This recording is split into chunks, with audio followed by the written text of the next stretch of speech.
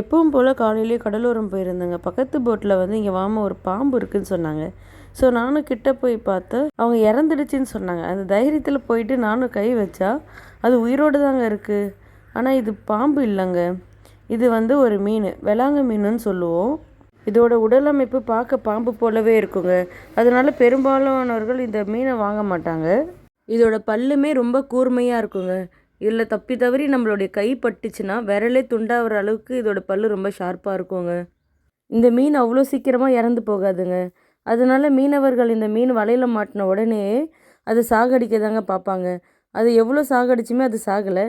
கடைசியில் அது உடம்பு அதுவே கடிச்சிக்கிச்சுங்க. அதுக்கே தெரியல அது உடம்ப தான் அது கடிச்சிருக்குன்ட்டு. யாரெல்லாம் இந்த மீன் இப்போ தான் ஃபஸ்ட் டைம் பார்க்குறீங்க, யாரெல்லாம் இந்த மீனை சாப்பிட்ருக்கீங்கன்ட்டு எனக்கு கமெண்ட் பண்ணுங்கள்.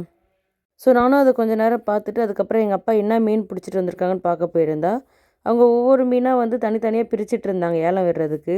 இன்றைக்கி கிடச்ச மீன் இது தாங்க.